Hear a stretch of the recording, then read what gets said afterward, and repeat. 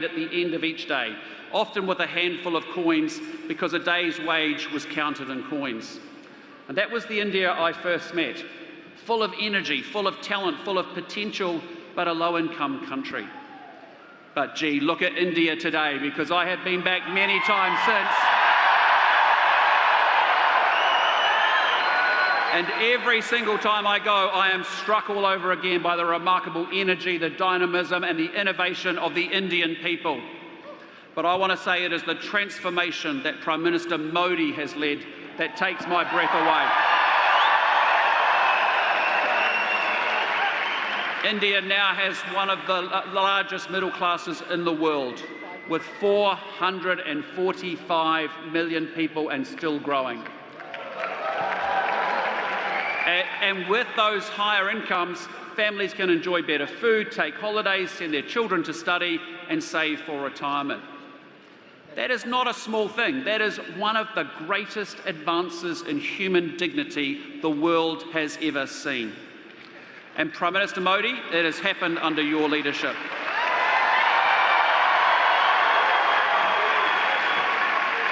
In just the last decade, 250 million Indians were lifted out of poverty. The number of airports more than doubled to 157. About 95,000 kilometres of brand new highways have been built. I'm telling you, that's enough to drive from New Zealand to India and back again 8 times.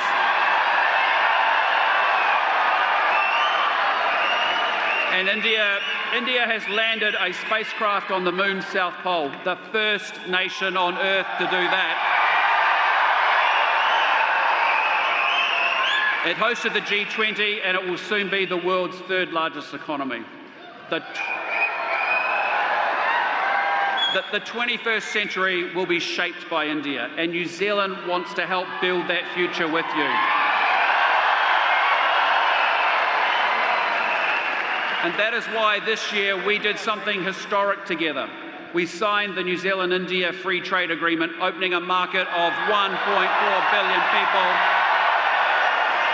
to our Kiwi exporters and also creating opportunities for Indian businesses here in New Zealand.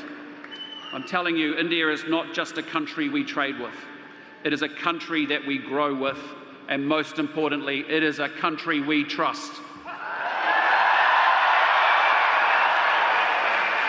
For many years, people said an India-New Zealand free trade agreement was impossible. Well, Prime Minister Modi and I did it, and we got that deal done in record time.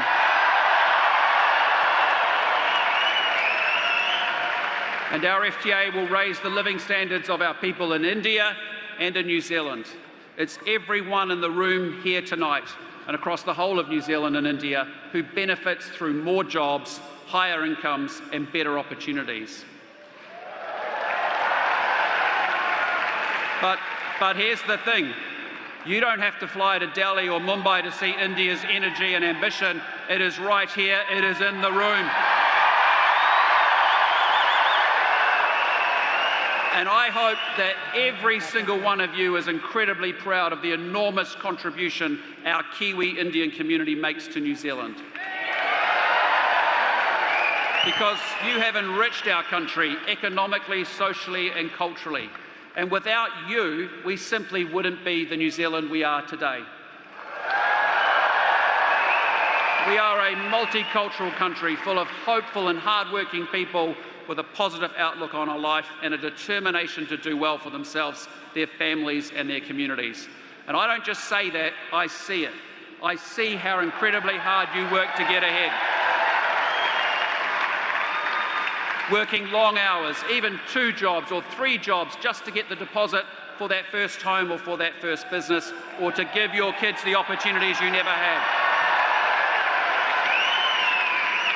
And now we have the numbers to prove it, because this week a major report stated that our 330,000 strong Kiwi Indian community now contributes $37 billion to our economy every year.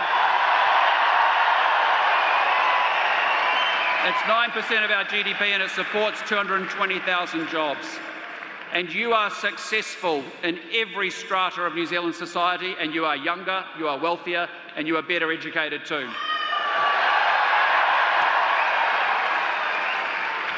But let me tell you what that really looks like, not in numbers, but in everyday New Zealand life.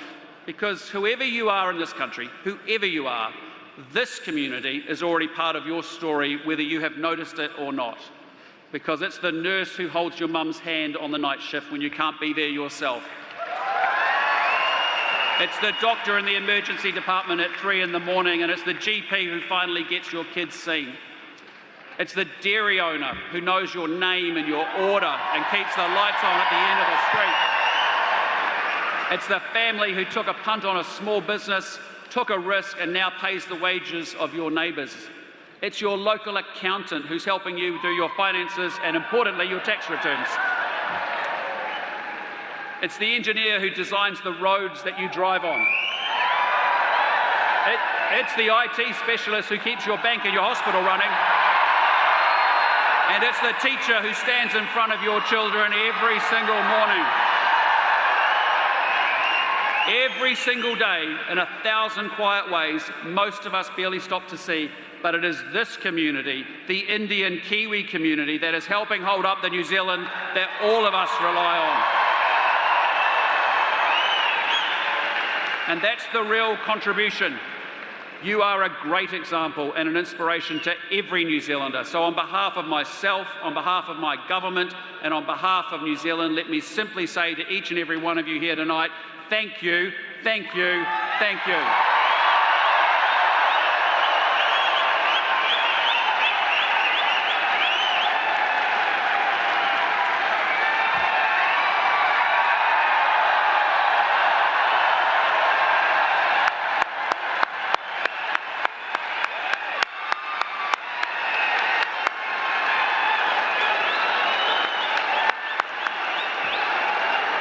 Sit down.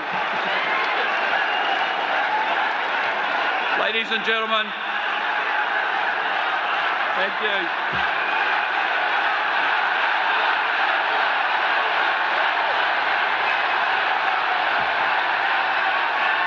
Ladies and gentlemen, in a moment you are going to hear from a man who needs no introduction in this arena. He rose from humble beginnings to lead the world's largest democracy. He has helped lift hundreds of millions of people out of poverty, and he is one of the most important leaders of our time and a true friend to New Zealand. Prime Minister, can I say thank you for making this historic journey. Thank you for seeing what we have always known, that this community and this friendship is something truly extraordinary. So New Zealand, put your hands together, make some noise, raise the roof, and give the warmest Kiwi welcome you've ever given to the Prime Minister of India, my friend, the great Narendra Modi.